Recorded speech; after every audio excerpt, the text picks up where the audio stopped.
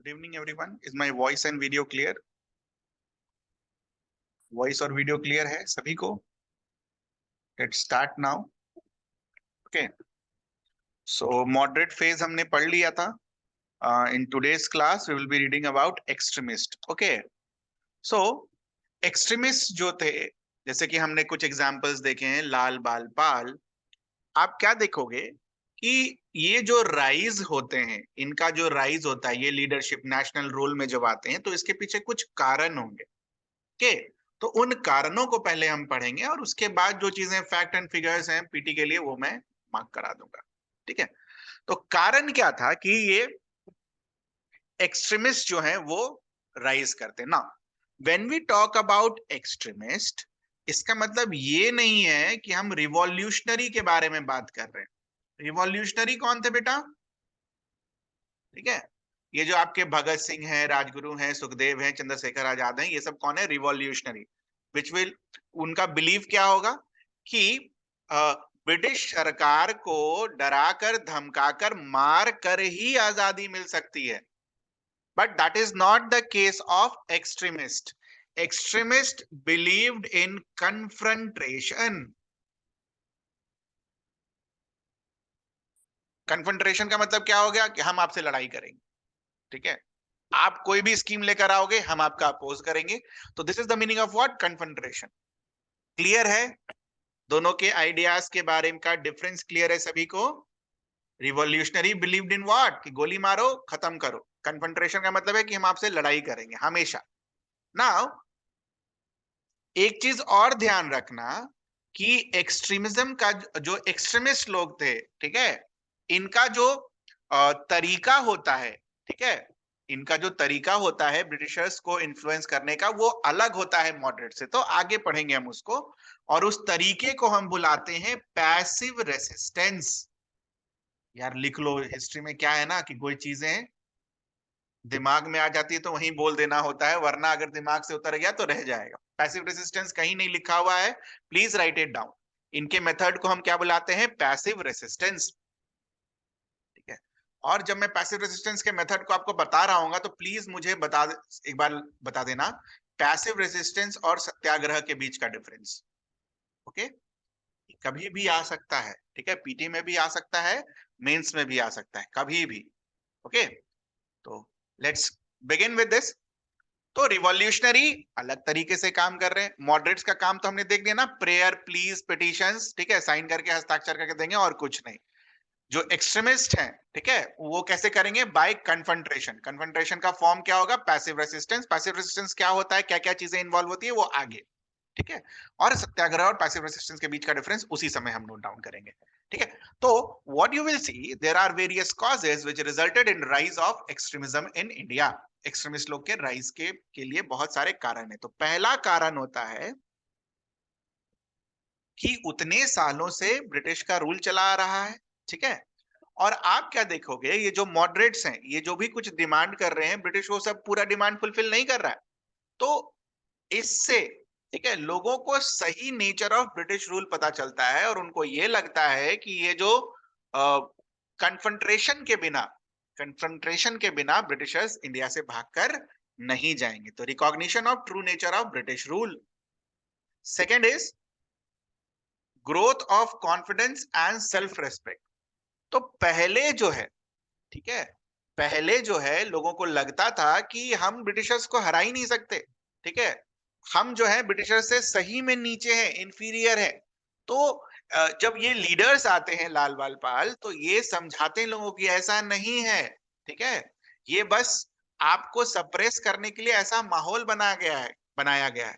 तो इस तरीके से लोगों के बीच में सेल्फ कॉन्फिडेंस आता है कि नहीं, ब्रिटिशर्स को हराया जा सकता है, ब्रिटिशर्स जो है हमसे सुपीरियर नहीं है. तो growth of confidence and self respect. Next is growth of education. ठीक है. तो जैसे जैसे एजुकेशन बढ़ेगा वैसे वैसे लोग पढ़े लिखे होंगे, और जब पढ़े लिखे होंगे तो नौकरियां मांगेंगे, और नौकरियां मांगेंगे तो नौकरियां अवेलेबल नहीं होगा तो क्या होगा? They will be what? Unemployed and under employed. तो what you will see, This phase will result in rise in employment and underemployment, which will again result कि लोगों को क्या लगेगा कि नहीं नहीं नहीं ब्रिटिश रूल खराब है, सिर्फ चिट्ठी लिखने से काम नहीं चलेगा, हमें ब्रिटिशर्स के अगेंस्ट में खड़ा होना पड़ेगा, कन्फ्रंट करना पड़ेगा ब्रिटिशर्स को. Growth of education. फोर्थ, आप क्या देखते हो, पहले के जो मॉडरेट लीडर्स हैं, ठीक है, जब ये सोसाइटी बन रही है इंडियन नेशनल कांग्रेस, तो कहीं से भी उठकर आ जा रहे हैं, ठीक है. बट नाउ 10 साल 15 साल गुजर चुके हैं, what you will C, leaders को ट्रेनिंग मिल रही है. तो नाउ जो लीडरशिप आ रही है 1901 1902 के बाद से, it is what, trained leadership. ठीक है. So it will also result in rise of extremism. Next important cause for rise of extremism is this one, international influences. तो अभी तक हम क्या देख रहे थे, ब्रिटिश इज इनविंसिबल, हर जगह जाकर जीत रहे थे. But what you will see कि जो एक इवेंट होता है जहां पर Italian army, Italian is basically signifying what, European army is being defeated by whom, Ethiopians. इथियोपियंस क्या है, अफ्रीका में. तो लोगों में कॉन्फिडेंस आएगा कि ब्रिटिशर्स को भी हराया जा सकता है. जब अफ्रीका की कंट्री हरा सकती है, तो हम लोग क्यों नहीं हरा सकते यूरोपियंस को, बिल्कुल हरा सकते हैं. Reverses suffered by Britishers in Boer war, Boer war में भी ये लोग हार रहे होते हैं, ठीक है. और जापान, इत्तू सा देश, रशिया के ऊपर विक्ट्री कर लेता है. तो ये सारे इवेंट्स जो है, इंटरनेशनल इन्फ्लुएंसेस जो है, ये लोगों में सेल्फ कॉन्फिडेंस लेकर आते हैं. जब ये कर सकते हैं तो हम भी कर सकते हैं. क्लियर है ये चीज, international influences. Next cause for rise of extremist is reaction to increasing westernization. देखो, westernization was not wrong in the sense of these leaders, but excessive नहीं होना चाहिए, ठीक है. चीजें एक्सेस नहीं होनी चाहिए. तो एक्सेस वेस्टर्नाइजेशन जब होगा, तो आप क्या देखोगे कि लोग क्या करेंगे, बोलेंगे कि ब्रिटिशर्स भाई तुम यहां से भागो, we will confront you. Okay. तो excessive westernisation. Next will be reactionary policies of Curzon. ठीक है. तो कर्जन बहुत सारे एक्ट लेकर आते हैं, जैसे कि ऑफिशियल सीक्रेट्स एक्ट, कोई भी इंफॉर्मेशन पब्लिक डोमेन में नहीं रहेगी. अगर आप ब्रिटिशर्स के इंफॉर्मेशन को लीक करते हो तो आपको जेल भेज दिया जाएगा. ये सारी चीजें. इंडियन यूनिवर्सिटीज एक्ट, ठीक है.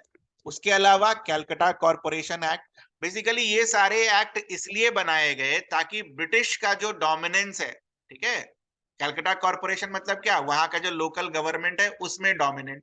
इंडियन यूनिवर्सिटीज मतलब जो यूनिवर्सिटीज इंडिया में चल रही हैं उसमें भी ब्रिटिश का डोमिनेंस. तो इन ब्रिटिश का डोमिनेंस बढ़ाने के लिए ये सारे एक्ट लेकर आए. तो क्या इंडियंस को पसंद आएगा? ठीक है. तो these where the acts which were given during the time of Curzon. Please नाम याद रखिएगा. ठीक है. 9 ये पीटी में है. ठीक है. Okay. Official secrets act, Indian universities act of 1904, Calcutta corporation act, ये सब किसके रेन में आया? Answer is Curzon, Lord Curzon. Now they were also dissatisfied. लोग जो थे, वो जो मॉडरेट्स का जो फेस चल रहा था उससे भी डिससैटिस्फाइड थे. तो आप क्या देखोगे कि they will now want to change their methods, and methods from where, prepare prediction to confrontation. ठीक है. उसके अलावा जो लीडर्स थे, they were establishing that militant school of thought, कि हमें लड़ाई कर. What is the meaning of militant school of thought? कि भाई देखो, चिट्ठी लिखने से काम नहीं चलेगा, ठीक है, ब्रिटिशर्स को बॉयकॉट करना होगा. ओके. ब्रिटिशर्स के सामान को जलाना होगा. ठीक है. तो दिस वाज व्हाट, मिलिटेंट. उस देखो, अभी ये सारी चीजें अगर आप सोचते हो ना, तो ये नॉर्मल लगता है ना. बट उस समय ये सारी चीजें नहीं थी. Militant school of thought. So these were some of the reasons which led to the rise of extremism in India. कुछ पूछना हो इन 10 पॉइंट्स में से? बेटा हिस्ट्री का मेंस यही है, इंडियन हिस्ट्री. ओके. मैं दोनों टाइप से आपको पढ़ा दे रहा हूँ, दोबारा मेंस में पढ़ने की जरूरत नहीं है. इंडियन हिस्ट्री वाला मेंस. ओके. जो छोटे छोटे पॉइंट्स है ना, वो जो पहला सेक्शन है, यही है डिटेल में आपसे पूछा जाता है. ओके. बिहार स्पेसिफिक हिस्ट्री को डिटेल में पढ़ते हैं मेंस के लिए, बट ये वाला जैसे करा दे रहे हैं ना, ये आपका मेंस भी कवर कर लेगा. ओके. कुछ पूछना हो इस 10 पॉइंट्स में से?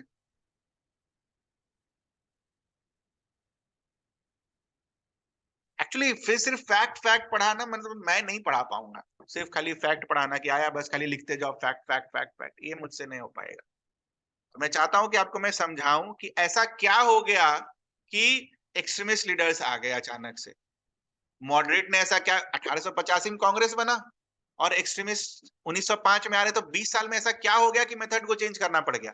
तो ये सारे 10 रीजंस हैं जिसकी वजह से मेथड को चेंज करना पड़ा।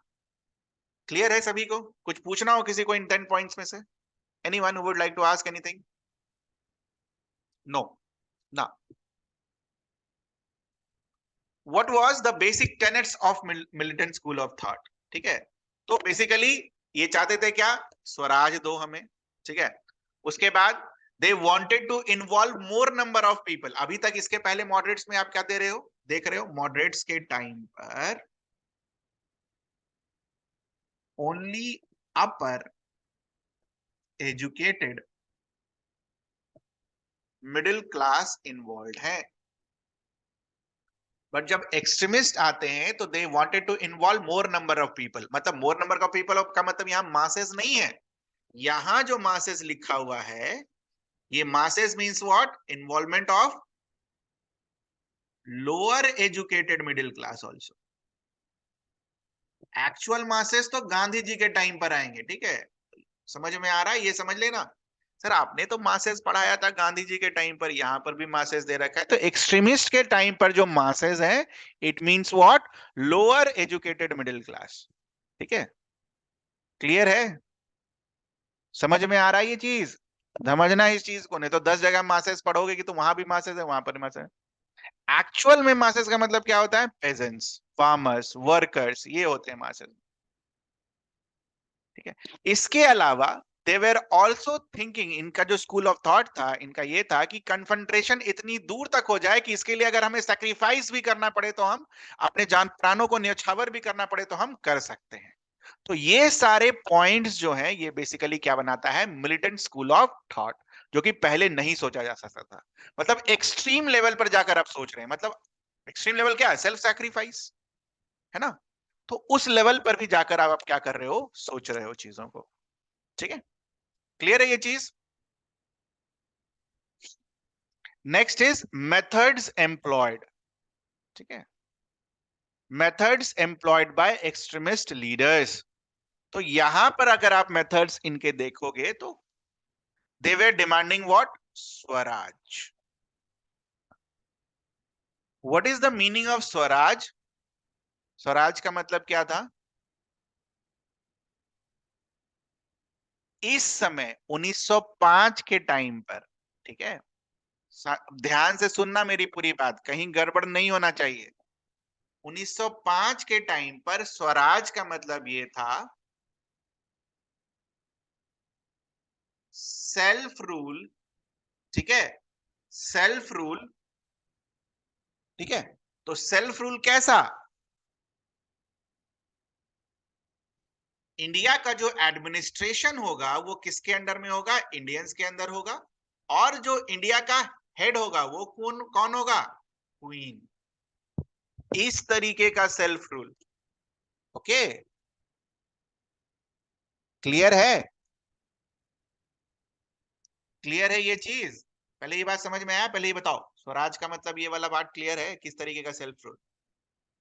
हेड तो ब्रिटिशर्स ही होंगे, बट एडमिनिस्ट्रेशन को जो है, ज्यादा लोग कौन होंगे एडमिनिस्ट्रेशन में, इंडियंस होंगे। This is the meaning of what, self rule, just like Commonwealth. उस तरीके से। तो जो मॉडरेट्स होते हैं उनका स्वराज का आइडिया इस तरीके का था। एक्सट्रीमिस्ट जो होते हैं उन्होंने स्वराज का आइडिया अलग तरीके से दिया फर्स्ट फेज में। ठीक है, तिलक जब अरेस्ट हो जाएगा 1909 के बाद तो उसका भी स्वराज का आइडिया चेंज हो जाएगा, बट 1909 के पहले लाल बाल पाल का स्वराज का आइडिया क्या था कि इंडिपेंडेंस चाहिए। ठीक है, एक्सट्रीमिस्ट के लिए स्वराज का मतलब था सेल्फ रूल, मतलब सब जगह हेड भी कौन होगा, कोई इंडियन ही होगा, हमको ब्रिटिशर से आजादी चाहिए। बट लेटर ऑन जब ये जेल जाते हैं, उसके बाद वो अपना स्वराज का आइडिया चेंज करते हैं। फिर क्या बोलते हैं कि नहीं नहीं वो स्वराज नहीं, अब हमें ये स्वराज चाहिए। जेल जाने के बाद ठीक हो जाता है इनका दिमाग। समझ में आए इतना स्वराज के ऊपर जो कहानी बताई सभी को?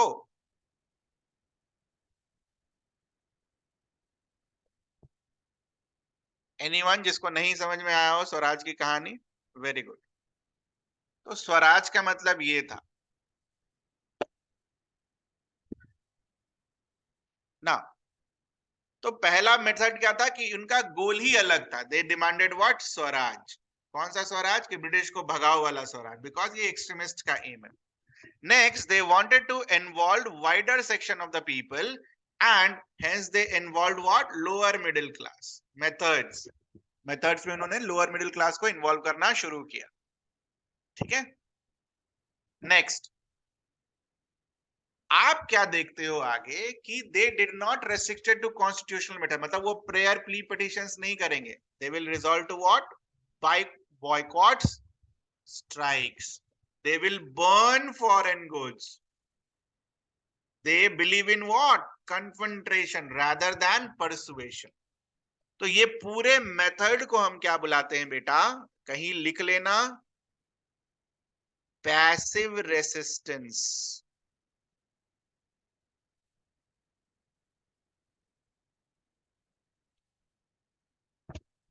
ठीक है। तो पैसिव रेसिस्टेंस इंडिया में, ठीक है, एक साउथ अफ्रीका में भी है। ठीक है, साउथ अफ्रीका वाला में Gandhi ji passive resistance association form करते हैं। बट ये इंडिया वाला पैसिव रेजिस्टेंस हम बात कर रहे हैं, ब्रैकेट में लिख लो इंडिया वाला। पैसिव रेसिस्टेंस जो है इंडिया में, it was the idea of what? Whom? इसका आइडिया था? एक्सट्रीमिस्ट का आइडिया था ना। What is the difference between passive resistance and Satyagraha? ये सब नहीं है बेटा, ये सब लिख लेना। कभी भी पूछा जा सकता है। ये जो सत्याग्रह वाला बात पढ़ा रहा हूं ना, क्लास 10 के एनसीईआरटी में है। कल बच्चों को पढ़ा रहा था, मुझे लगा कि आपको भी बता देना चाहिए क्योंकि ये इंपॉर्टेंट है, एनसीईआरटी में दे रखा है। What is the idea of Satyagraha? Satyagraha basically focuses on persuasion. मतलब क्या है कि अगर मान लो ब्रिटिशर्स आपके ऊपर लाठी चार्ज कर रहे हैं, तो ब्रिटिशर्स के साथ हमें लड़ाई नहीं करनी है, उनका जो आइडिया है, ठीक है, उसके साथ लड़ाई करनी है। हमें उन्हें परसुएड करना है कि भाई देखो तुम गलत कर रहे हो, इसलिए तुम चेंज हो, तुम बदलो अपने आप को। ऐसा नहीं कि पीट पीट कर ब्रिटिशर्स को बताएंगे कि नहीं तुम बदलो, तुम गलत कर रहे हो। बात समझ में आ रही है? सत्याग्रह, परसुएशन। उन्हें बोलकर समझाएंगे कि देखिए आप गलत कर रहे हैं, आपका मेथड रॉन्ग है, आप सही तरीके पर आइए। ठीक है। आपको पीट पीट कर ये नहीं समझाया जाएगा, आपको बोल बोल कर चीजों को समझाई जाएगी ताकि आप खुद बदलिए। तो एक वर्ड में अगर इसको हम समझें तो इट इज जस्ट लाइक हृदय परिवर्तन। ओके, हृदय परिवर्तन। तो सत्याग्रह का idea is basically given by whom? Holding on to truth, non violence, persuasion, these are all part of what? Satyagraha. तो हो सकता है किसी काल में जिस हिसाब से क्वेश्चन का पैटर्न चेंज हो रहा है, ये भी पूछ ले कि सत्याग्रह और पैसिव रेजिस्टेंस के बीच में डिफरेंस क्या है। परसुएशन, नॉन वायलेंस, और क्या बताया था यार? सत्य, अहिंसा, सत्य, truth, holding on to truth. कुछ भी हो जाए ट्रूथ का साथ नहीं छोड़ेंगे। क्लियर है ये चीज? Very important.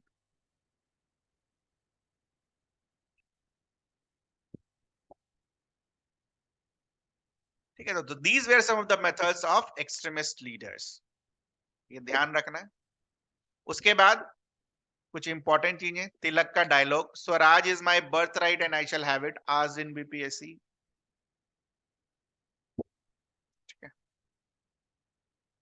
आज in BPSC, Swaraj is my birth right and I shall have it. Surat split को यहां क्यों डाल दिया? चलो देख लेते हैं। सूरत स्प्लिट एक ऐसा इवेंट था जो कि एक्सट्रीमिस्ट और मॉडरेट्स को क्या करता है, स्प्लिट करता है। स्प्लिट किसको करता है, एक्सट्रीमिस्ट और moderate.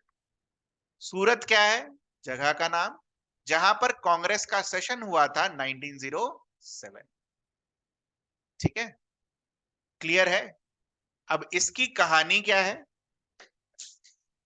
Just give me 1 minute, मेरे हाथ से वो जो लिखने वाला पेन छूट गया है।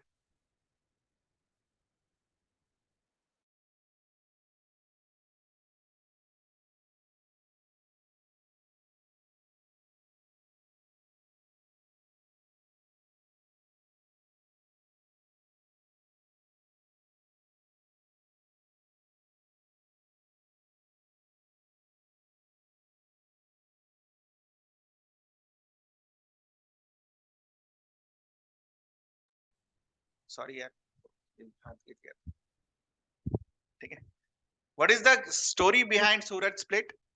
देखो क्या होता है कि 1906 में कलकत्ता में सेशन होता है। ठीक है, कांग्रेस का। और 1906 के सेशन में कांग्रेस जो है 4 रिजोल्यूशन अडॉप्ट करती है। ये सब लिखा हुआ है जो मैं बोल रहा हूं। 1906 में कहां सेशन होता है, कलकत्ता में। इनके प्रेसिडेंट कौन है, दादा भाई नेहरू और इस सेशन में 4 रिजोल्यूशन पास कराया जाता है। एक स्वदेशी, एक रिजोल्यूशन स्वराज का था, एक रिजोल्यूशन बॉयकॉट का था और एक रिजोल्यूशन नेशनल एजुकेशन का था।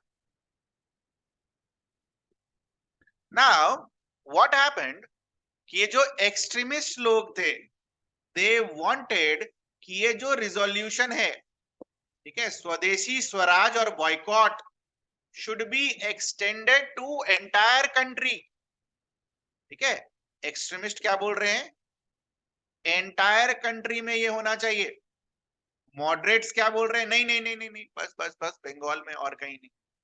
ठीक है, इसके अलावा एक्सट्रीमिस्ट क्या चाहते थे कि ये जो बॉयकॉट है, ये ब्रिटिश का जो हम बॉयकॉट कर रहे हैं, सिर्फ गुड्स का बॉयकॉट नहीं होना चाहिए, सिर्फ सामान नहीं चलाना है, हमें ब्रिटिश के सारे इंस्टीट्यूशन को बॉयकॉट करना है। जैसे अगर ब्रिटिश कोई इलेक्शन करवा रहा है तो हमें इलेक्शन नहीं लड़ना है, लेजिस्लेटिव काउंसिल में हमें नॉमिनेट कर रहा है तो हमें नॉमिनेट नहीं होना है। तो that was also resented by moderates की, नहीं नहीं नहीं नहीं नहीं, ये सब नहीं चलेगा। समझ में आया, दो चीज, दो कहानी। कैलकाटा सेशन में 4 रिजोल्यूशन पास होता है, उसमें से जो रिजोल्यूशन है, एक्सट्रीमिस्ट चाहते थे कि वो पैन इंडिया हो, मॉडरेट्स क्या चाहते थे कि बस और बस बंगाल में रहे। एक्सट्रीमिस्ट चाहते थे कि जो बॉयकॉट हो वो बस और बस, सॉरी, मॉडरेट्स चाहते थे जो बॉयकॉट हो वो बस गुड्स वगैरह सबका हो। एक्सट्रीमिस्ट क्या चाहते थे, नहीं, boycott with respect to government institutions as well, उनके इंस्टीट्यूशन को भी हम क्या करेंगे, बॉयकॉट। तो ये was a sense of confrontation. ठीक है, 1907 का जब सेशन आ रहा था, ठीक है, तो मॉडरेट्स चाहते थे कि ये जो रिजोल्यूशन 4 जो पास कराए हैं ना, इनको ड्रॉप करना है। ठीक, अगर इन रिजोल्यूशन को ड्रॉप करना है तो मॉडरेट्स चाहेगा कि उनका प्रेसिडेंट रहे, तभी उनकी बात सुनी जाएगी। नाउ 1907 का जो सेशन होना था वो होना था नागपुर में। ठीक है, नागपुर कहां है, present day Maharashtra. Now what happened, moderates ने नागपुर का वेन्यू चेंज करके क्या कर दिया, सूरत। इसके पीछे रीजन था, क्या रीजन था कि जो प्रेसिडेंट है सेशन का, वो अपने प्रोविंस से बिलोंग नहीं कर सकता था। तो उस समय क्या देखते हो, तिलक जो थे वो महाराष्ट्र में सूरत प्रोविंस से बिलोंग करते थे, और अगर सूरत में सेशन होता तो तिलक कभी भी प्रेसिडेंट नहीं बनते। क्लियर है ये चीज। तो 1907 का सेशन जब सूरत में होता है तो मॉडरेट्स और एक्सट्रीमिस्ट दोनों एक दूसरे को कन्फ्रंट करते हैं। बात इतनी नौबत तक आ जाती है कि चप्पल और चेयर्स भी फेंके जा रहे हैं, जैसा कि आप अभी के पार्लियामेंट में देखते हैं। ठीक है, तो फाइनली मॉडरेट्स और एक्सट्रीमिस्ट का यहाँ पर क्या होता है, स्प्लिट होता है। ठीक है, और 1907 में जो सूरत का सेशन है, यहाँ पर जो प्रेसिडेंट है वो कौन है, रास बिहारी घोष। पहले ही मैंने आपको समझाया था, घोष बाबू ना बोस। बोस रिवॉल्यूशनरी है, रास Bihari Bose is revolutionary, Ghosh is moderate. Clear है? इसकी वजह से क्या होता है, सूरत स्प्लिट। कुछ पूछना हो किसी को सूरत स्प्लिट में, anything you would like to ask? क्यों हुआ, कौन हुआ, क्या हुआ, सब कुछ आपको बता दिया।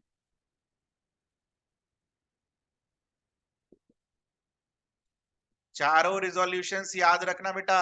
ओके, पूछा जा सकता है। स्वदेशी, बॉयकॉट, नेशनल एजुकेशन और स्वराज।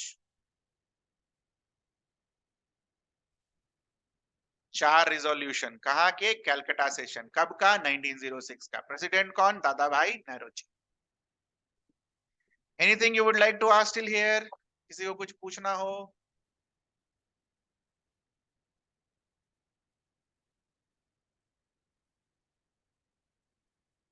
No sir. चलिए, तो ये जो जूता चप्पल फेंकाया, ठीक है, तो क्या गवर्नमेंट शांत बैठेगा? नहीं बैठेगा।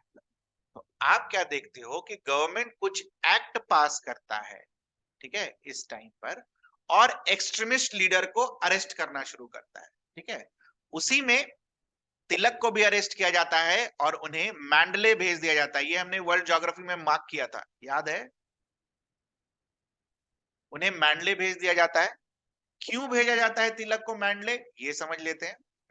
तिलक ने क्या किया था, तिलक ने क्या किया था, इन सपोर्ट ऑफ रिवॉल्यूशनरी कुछ दो लाइन लिख दिए थे। ठीक है, रिवॉल्यूशनरी जो थे उनके सपोर्ट में कुछ दो लाइंस लिख दिए थे, इसीलिए इन्हें अरेस्ट करके कहां भेज दिया जाता है, मंडले बर्मा।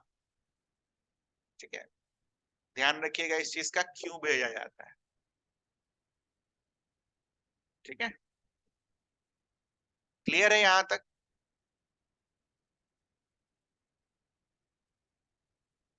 नाउ इसके साथ थोड़ा सा पीटी रिलेटेड स्टफ्स भी हम यहां पर देख लेंगे। वो क्या है कि there were two kinds of stuffs organized by Bal Gangadhar Tilak, Ganpati festival and Shivaji festival. तो ध्यान रखना ये किसने ऑर्गेनाइज किया। ठीक है, Ganpati festival and Shivaji festival was organized under whom, Tilak. ठीक है, क्लियर है? फिर से वही, Swaraj is my birth right and I shall have it, याद रखना पीटी के लिए। This is all for PT.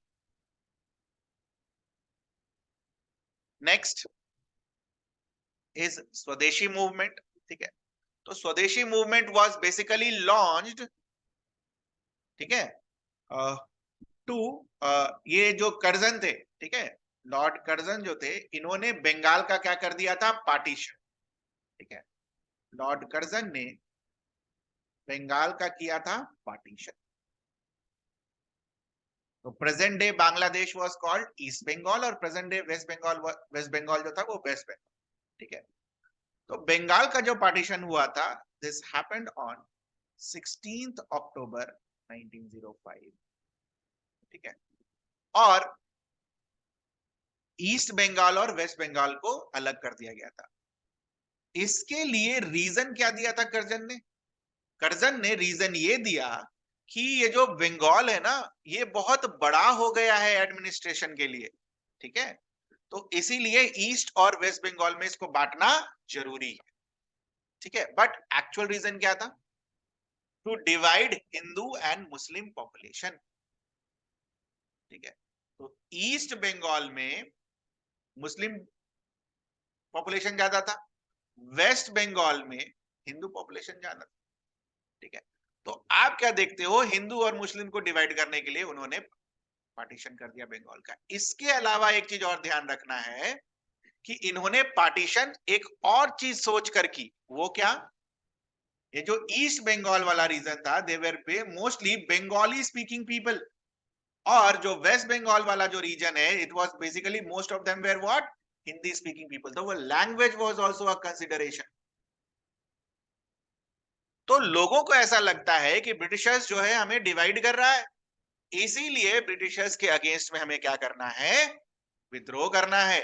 और जब विद्रोह स्टार्ट होता है, ठीक है, ठीक है, जब विद्रोह स्टार्ट होता है तो finally it takes the turn of what, Swadeshi.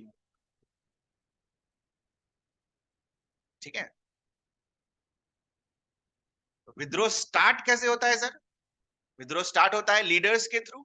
ठीक है, तो कुछ लीडर्स थे उस समय पर जो कि क्या करते हैं, लोगों को एजुकेट करते हैं, लोगों को बताते हैं कि देखो ये पार्टीशन आपको डिवाइड करने के लिए हुआ है। उसी के सिलसिले में मीटिंग्स ऑर्गेनाइज होती है कैलकाटा में, ऑल ओवर बंगाल। वैसी में एक जगह था कैलकाटा टाउन हॉल, जहां पर एक मैसिव मीटिंग ऑर्गेनाइज किया जाता है, और वहां पर स्वदेशी मूवमेंट का प्रोक्लेमेशन इशू किया जाता है। ध्यान रखना, स्वदेशी मूवमेंट का प्रोक्लेमेशन किसी कांग्रेस के सेशन में इशू नहीं किया गया है। स्वदेशी मूवमेंट का proclamation was issued in Calcutta town hall in August 1905। ध्यान रहेगा।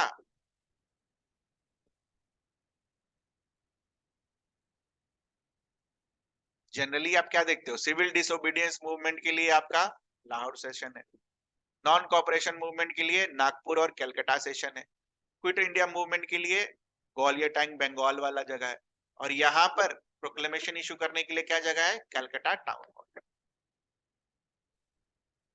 ठीक है, ध्यान रहेगा ये सभी को। स्वदेशी मूवमेंट में आप क्या देखोगे कि it was more of a cultural movement. Vande Mataram song सिंग हो रहा है, अमार सोनार बांग्ला सॉन्ग सिंग हो रहा है। ठीक है, अमार सोनार बांग्ला प्रेजेंटली बांग्लादेश का नेशनल एंथम है। ठीक है, उसके बाद आप क्या देखोगे, people were tying rakhis on each other hands. तो it was basically dominated by cultural aspect. लोग गंगा में नहा रहे थे, ठीक है, खाना नहीं बनाया उस दिन। ठीक है, it was basically more dominated by culturally this movement. ये लिख लेना, ये कहीं नहीं लिखा हुआ होगा। स्वदेशी मूवमेंट में जितना सामान जलाया नहीं गया है, उससे ज्यादा डोमिनेंट फीचर क्या था, कल्चरल एक्सपेक्ट। लोग गाना गा रहे हैं, राखी बाई कर रहे हैं, खाना नहीं बन रहा है, ठीक है, गंगा में स्नान कर रहे हैं भीड़ में। ठीक है, तो ये सब पेंटिंग्स बनाई जा रही हैं भारत माता की। ठीक है, it was dominated by cultural aspect. Next, when it comes to Swadeshi movement, Swadeshi movement आप देखोगे सिर्फ और सिर्फ बंगाल में नहीं है। ठीक है, पूना और बॉम्बे में इनके लीडर कौन है, तिलक। पंजाब में इसका लीडर कौन है, लाला लाजपत राय और अजीत सिंह। दिल्ली में लीडर कौन है, सैयद हैदर राजा। और मद्रास में इनके लीडर कौन है, अंडर चिदम्बरम पिल्लई। तो लास्ट दो वाला आपको याद है, लास्ट दो वाला आपने पढ़ा है पहले, आप पढ़ा होगा तो पढ़ा होगा। Have you read this, NCERT में तो नहीं है, पढ़ा है आपने। लास्ट दो स्वदेशी मूवमेंट इन दोनों जगह पर वेर लेड बाय हूं, दिल्ली सैयद हैदर राजा, मद्रास चिदम्बरम पिल्लई। किसी भी साल पूछा जा सकता है, फिर लोग पढ़ना शुरू करेंगे।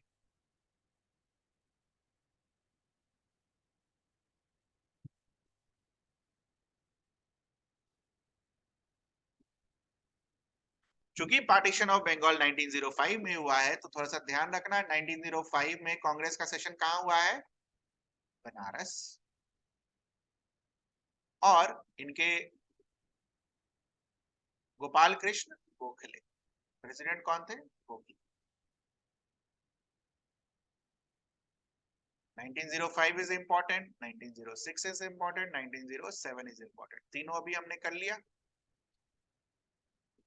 बाकी इंपॉर्टेंट सेशन का तो मिल जाएगा, बट साथ में कर लेते थोड़ा थोड़ा जो भी इंपॉर्टेंट। क्लियर है? बाकी आगे की कहानी जो भी लिखी हुई ये मैंने आपको ऑलरेडी बता दिया।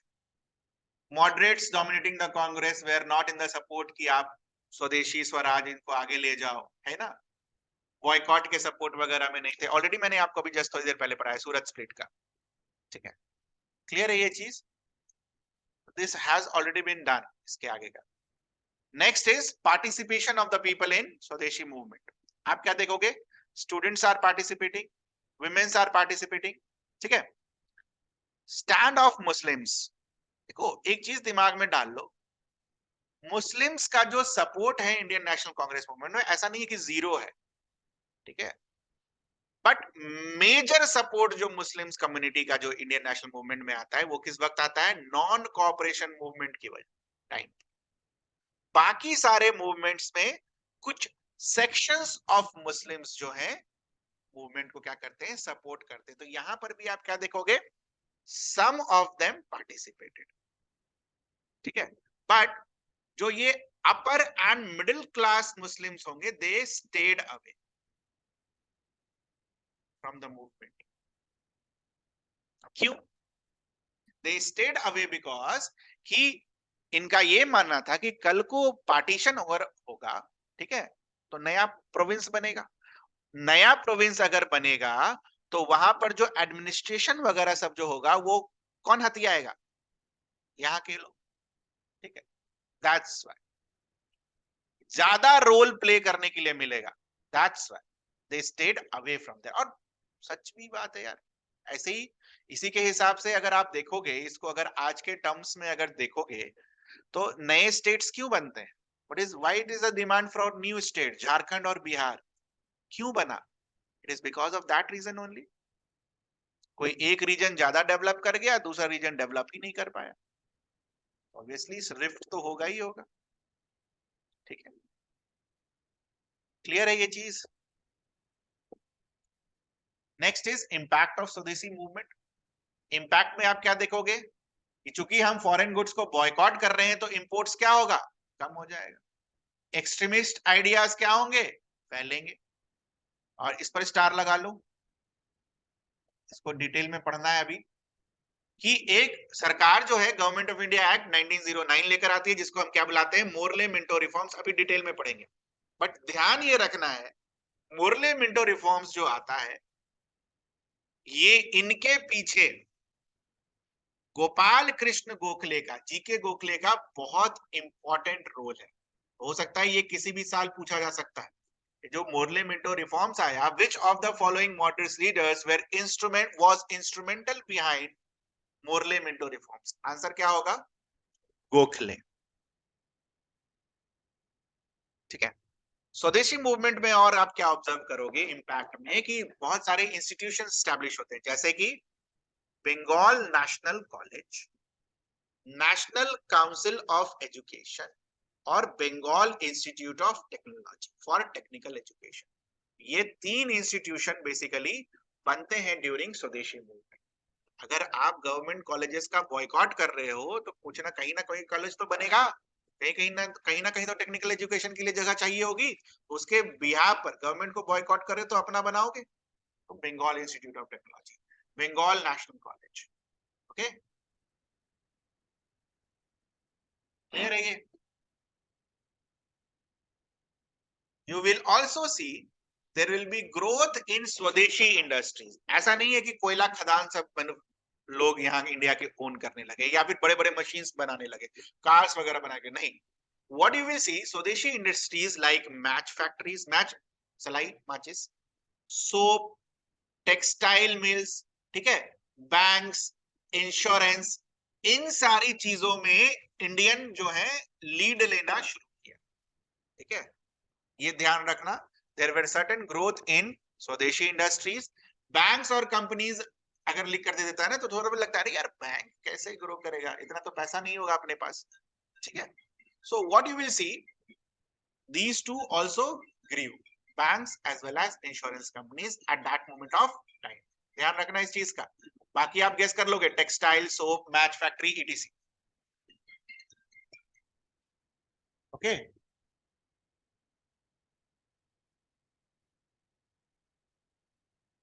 just give me 1 minute. God.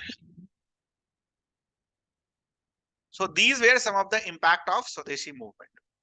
ठीक है, उसके बाद आप क्या देखोगे, कोई मूवमेंट होगा तो सरकार उसको सप्रेस करेगी, तो गवर्नमेंट विल रिप्रेस. स्वदेशी मूवमेंट जो है ज्यादा दिन तक चलता नहीं है. क्यों नहीं चलता है? जो भी लीडर्स थे उनको पकड़ कर क्या करता है, या तो जेल में डाल दिया जाता है या तो इंडिया के बाहर डिपोर्ट कर दिया जाता है. ठीक है, इसके बाद एक बात बताओ, जब आप पढ़ने बैठते हो, ठीक है, तो कुछ देर के बाद मान लो आपने 3 घंटा 4 घंटा लाख बार पढ़ लिया, तो क्या आपकी इंटेंसिटी सेम रहती है 4 घंटे के बाद? ये बताओ, हाँ या ना? Is your intensity of reading same? बिल्कुल नहीं. तो अगर कोई मूवमेंट चल रहा है, तो लोग जो पार्टिसिपेट कर रहे होंगे उस मूवमेंट में, तो क्या उनकी इंटेंसिटी सेम रहेगी? नहीं रहेगी. तो it is difficult to continue a mass movement for such a long time with same intensity. It will result in what? कोई भी movement will result in what? Fatigue. ठीक है, तो ये ध्यान रखना. इसके अलावा why this movement failed? There were internal conflicts. ठीक है, ठीक है, and it was in limited extents. हमने देखा ना, कहीं कहीं जगहों पर बस खाली हो रहा है, पूरे भारतवर्ष में तो हो नहीं रहा. ठीक है, नेक्स्ट, ये जो पार्टीशन का पार्टीशन ऑफ बंगाल हुआ था 16 अक्टूबर 1905 में, this was finally reversed. Annulment मतलब फाइनली रिवर्स्ड. ठीक है, कब रिवर्स हुआ? Very important. हो सकता है इन 4 लाइन में से एक क्वेश्चन आ जाए. कब रिवर्स हुआ? 1911 में. उस समय कौन थे आपके वाइसराय? Lord Hardinge. ठीक है, क्यों रिवर्स किया गया? आप क्या देखोगे, 1909 के बाद जो रिवॉल्यूशनरी एक्टिविटीज है, वो मारने धारने वाला काम, दैट वाज इन राइज. तो in order to curb those revolutionary terrorism, partition was annulled. ये भी ध्यान रहेगा. क्यों किया? 1911 में किया. किसने किया? हार्डिंग ने किया. क्यों किया? To curb revolutionary terrorism. This is 1, this is 2, this is 3. Annulment of partition of Bengal में आखिर हुआ क्या? पहला तो पार्टीशन को कैंसिल कर दिया गया, ईस्ट बंगाल और वेस्ट बंगाल फिर से एक जैसे. दूसरा, बंगाल से बिहार और उड़ीसा को अलग कर दिया गया. ये मैंने आपको ऑलरेडी पढ़ाया था. साथ ही साथ आसाम को भी अलग कर दिया गया बंगाल से. तो बिहार उड़ीसा को तो अलग किया गया, साथ में आसाम को भी किया गया. तो हो सकता है क्वेश्चन भी पूछा जा सके कि annulment of partition of Bengal में बिहार को जब आपने अलग किया, तो उसके साथ और कौन सा स्टेट को आपने अलग किया? तो आंसर विल बी असम. ठीक है, क्लियर है ये चीज ना? इसके अलावा और क्या देखोगे कि जो ये अनाउंसमेंट होता है, यहां पर एक चीज बात और कही जाती है कि जो कैपिटल है, हम कहां से कहां शिफ्ट कर देंगे? कैलकाटा से दिल्ली शिफ्ट कर देंगे. क्यों? Now, partition of Bengal was supported by what? Supported by whom? This elite Muslim group.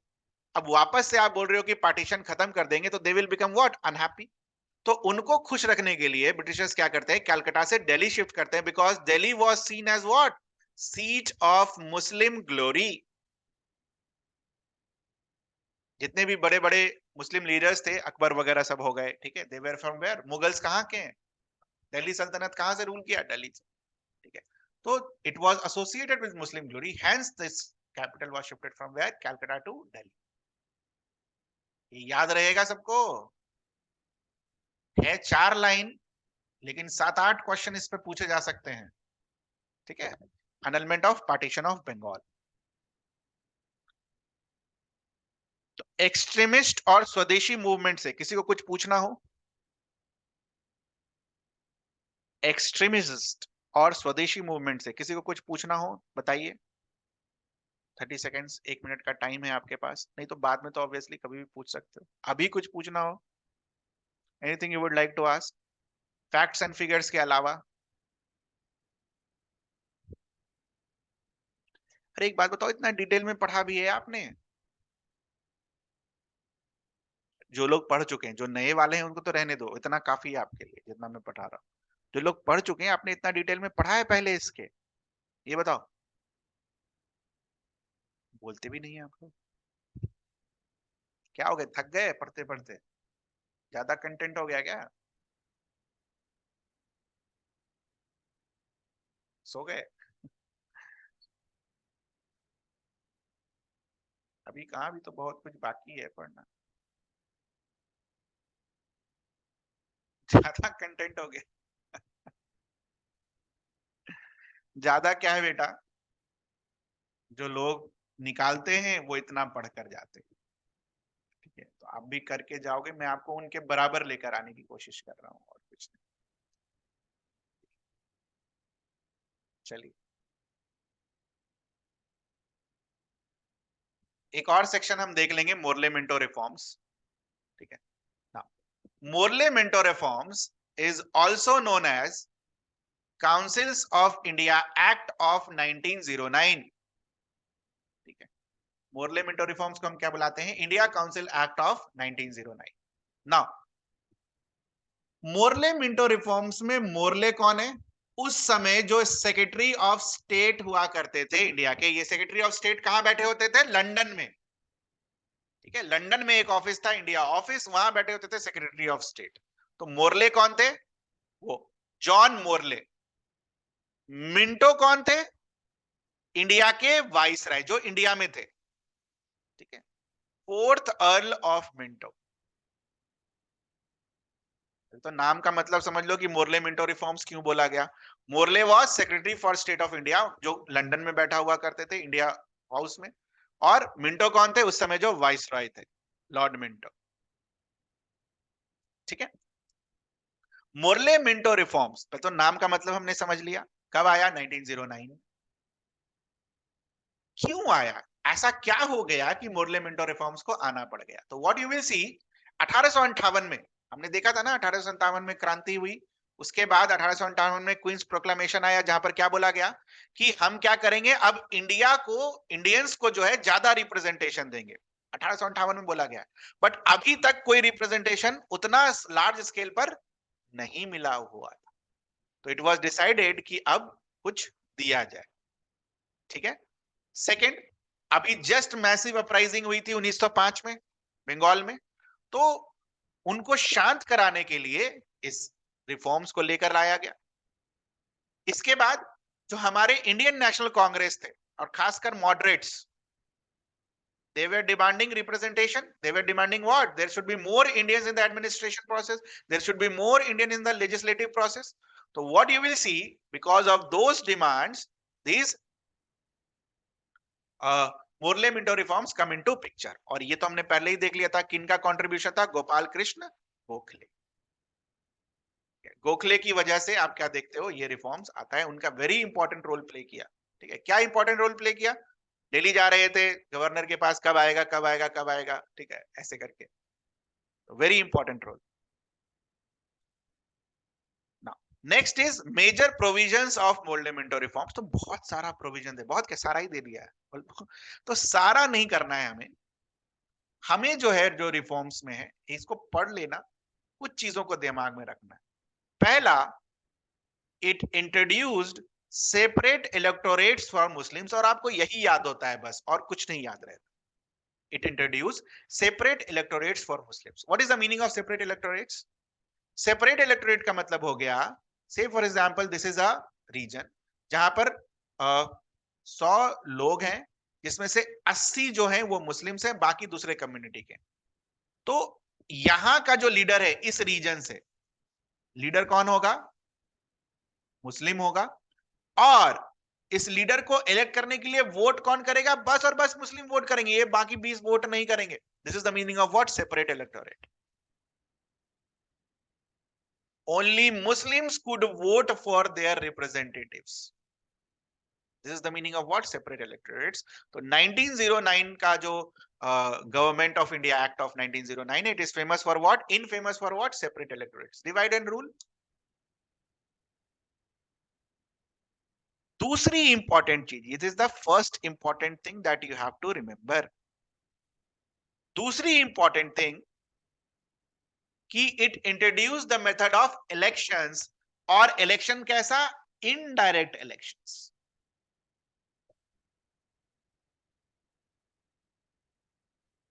Indirect election, direct election कब आता है, 1919 में, इनडायरेक्ट इलेक्शन 1909।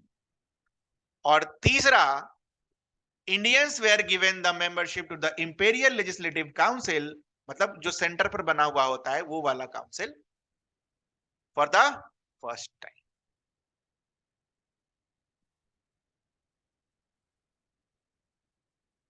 ठीक है,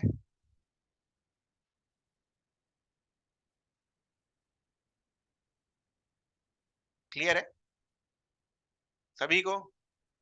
तो ये 3 पॉइंट्स तो आपको बेसिकली याद रखने ही होंगे with respect to Morley Minto reforms. बाकी आप पढ़ सकते हो, रीड कर सकते हो, कोई डाउट हो तो मेरे से पूछ लेना। बाकी आप यू कैन रीड, बट ये 3 तो बेसिकली आपको याद रखना होगा चाहे जो हो जाए। ठीक है,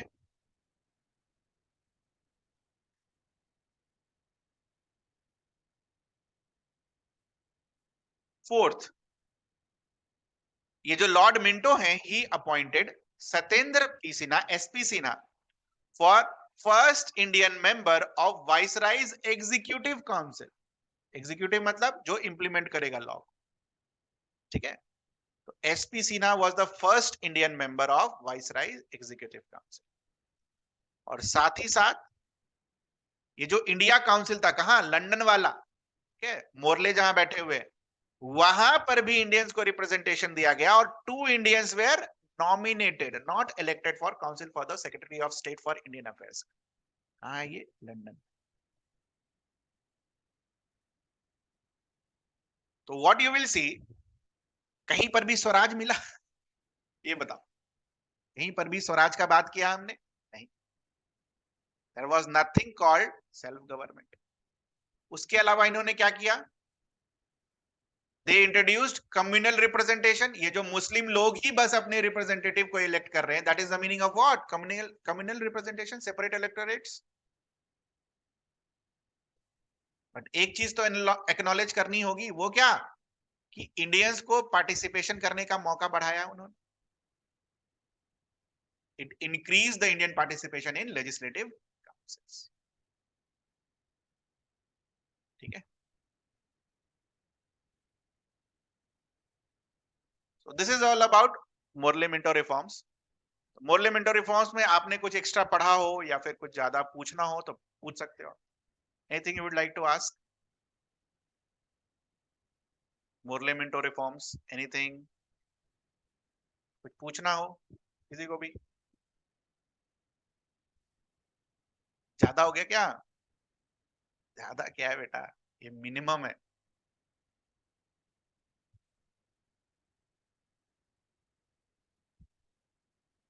नो वन?